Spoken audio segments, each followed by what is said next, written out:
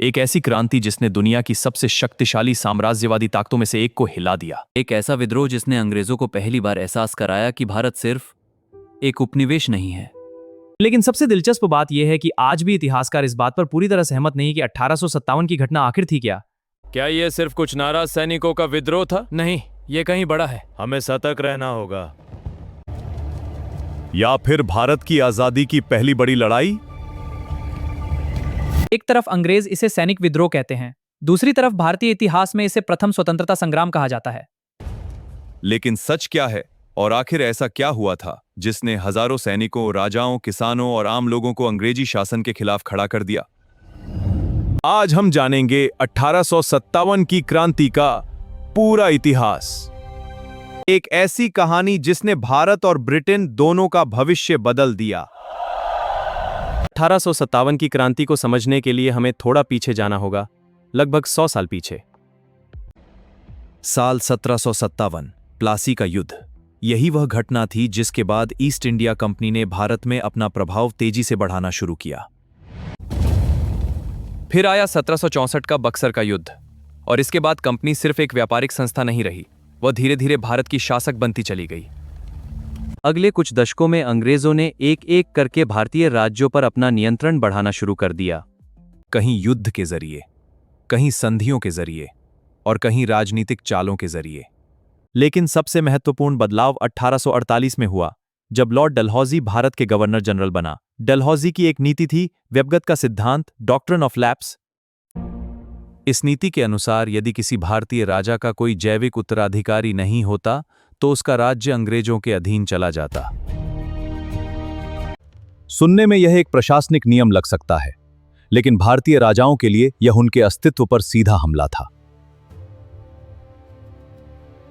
सतारा, झांसी, नागपुर और कई अन्य रियासतें इसी नीति के तहत अंग्रेजी साम्राज्य में मिला दी गईं। झांसी की रानी लक्ष्मीबाई ने इसका विरोध किया, लेकिन अंग्रेजों ने उनकी बात नहीं मानी और यहीं से असंतोष की एक नई चिंगारी पैदा हुई। लेकिन सिर्फ राजा ही नाराज नहीं थे, किसान भी परेशान थे। अंग्रेजी कर व्यवस्था ने ग्रामीण अर्थव्यवस्था पर भारी दबाव डाल दिया था। कई इलाकों में किसानों को अपनी जमीन तक गंवानी पड़ रही थी। पारंपरिक उद्योग भी टूट रहे थे। भारत से कच्चा माल ब्रिटेन भेजा जा रहा था और ब्रिटेन से तैयार माल भारत में बेचा जा रहा था। इसका असर स्थानीय कारीगरों और व्यापारियों पर पड़ा। हजारों लोग बेरोजगार होने लगे।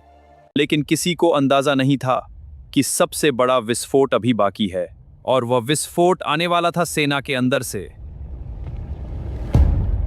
क्योंकि अंग्रेजी सेना में काम करने वाले भारतीय सैनिक भी धीरे धीरे असंतुष्ट हो रहे थे। उनकी तनख्वाह कम थी, पदोन्नति के अवसर सीमित थे। और बाल गंगाधर तिलक के अनुसार अंग्रेज अधिकारियों का व्यवहार इतना अपमानजनक था कि कोई भी सभ्य समाज इसे बर्दाश्त नहीं कर सकता था।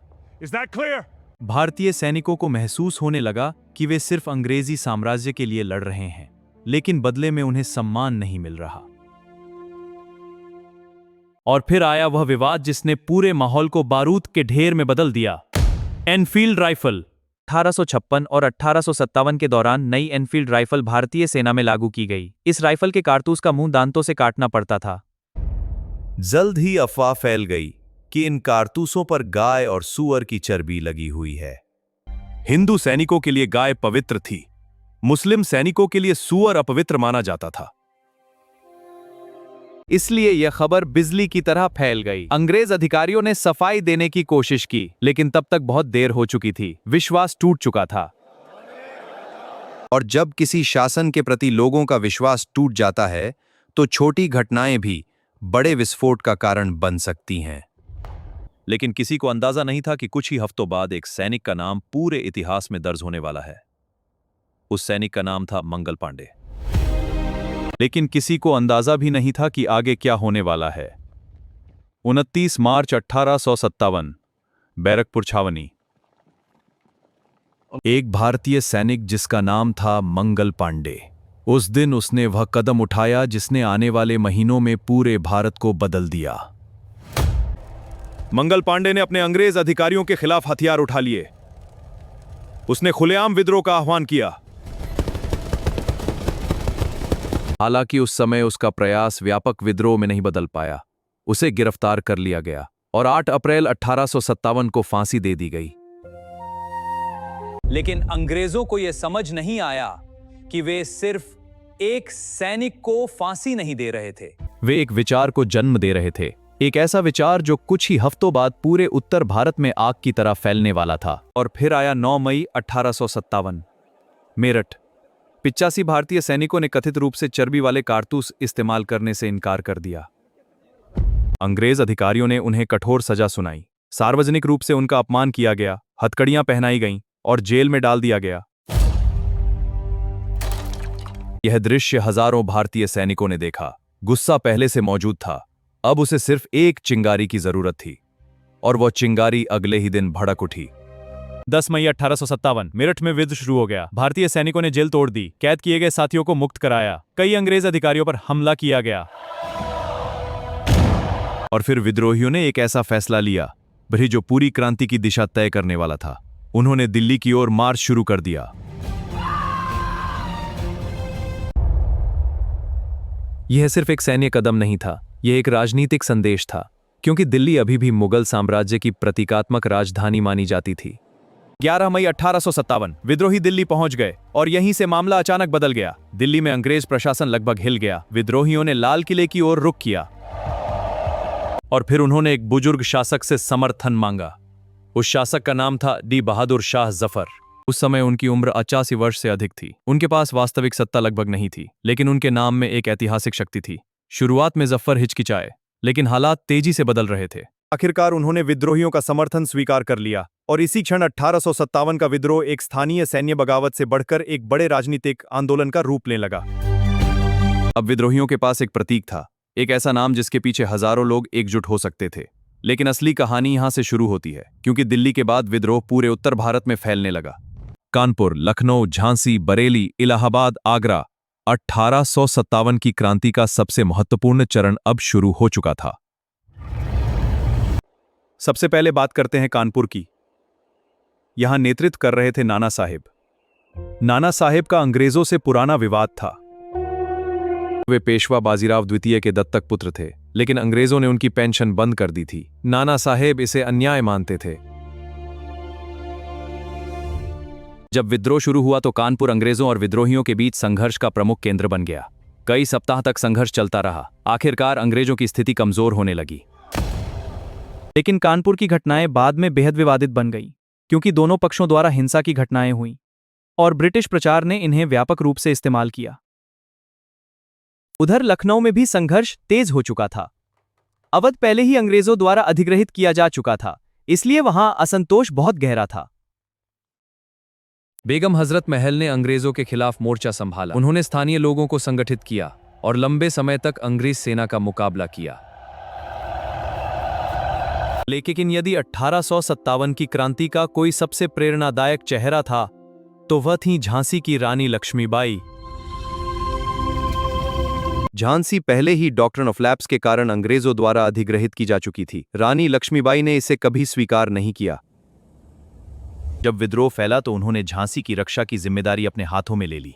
उन्होंने सेना संगठित की, किले को मजबूत किया और अंग्रेजों का सामना करने की तैयारी शुरू कर दी। 1858 में अंग्रेज सेनाएं झांसी की ओर बढ़ीं। युद्ध शुरू हुआ और फिर वह दृश्य सामने आया जो भारतीय इतिहास का हिस्सा बन गया।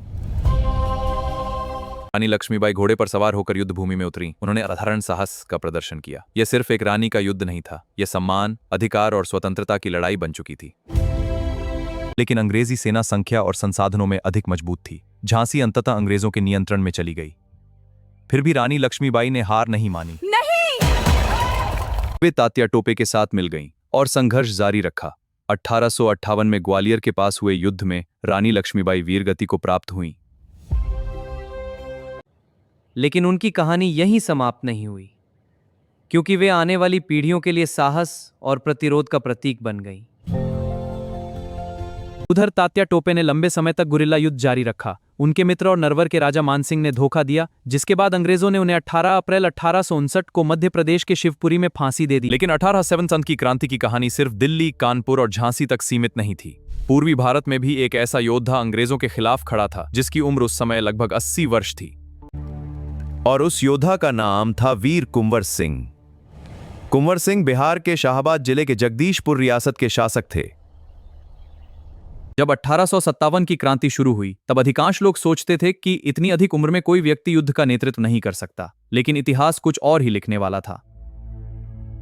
जुलाई 1857 में दानापुर छावनी के विद्रोही सैनिक जगदीशपुर पहुंचे और कुंवर सिंह ने अंग्रेजों के खिलाफ विद्रोह का नेतृत्व स्वीकार कर लिया। साल 1858 कुंवर सिंह अपनी सेना के साथ गंगा नदी पार कर रहे थे। उसी दौरान अंग्रेजों ने उन पर हमला कर दिया। एक गोली उनके हाथ में लगी। घाव इतना गंभीर था कि संक्रमण फैलने का खतरा था। कहा जाता है कि उन्होंने स्वयं अपनी घायल कलाई को काटकर गंगा नदी को समर्पित कर दिया ताकि जहर पूरे शरीर में न फैले। यह निर्विवाद है कि गंभीर घायल होने के बावजूद उन्होंने संघर्ष जारी रखा और यही बात उन्हें क्रांति के सबसे असाधारण योद्धाओं में शामिल करती है। 22 अप्रैल 1858 कुंवर सिंह ने जगदीशपुर को फिर से अपने नियंत्रण में ले लिया, लेकिन लगातार युद्ध और चोटों के कारण उनकी तबीयत तेजी से बिगड़ने लगी। 26 अप्रैल 1858 को इस महान योद्धा का निधन हो गया।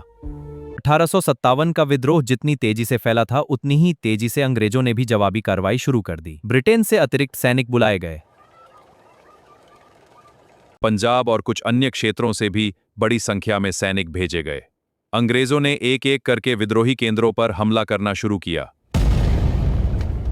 दिल्ली पर दोबारा कब्जा करने के लिए अंग्रेजों ने विशाल सेना इकट्ठी की। सितंबर 1857 में दिल्ली पर अंतिम हमला किया गया। कई दिनों की भीषण लड़ाई के बाद दिल्ली अंग्रेजों के नियंत्रण में आ गई।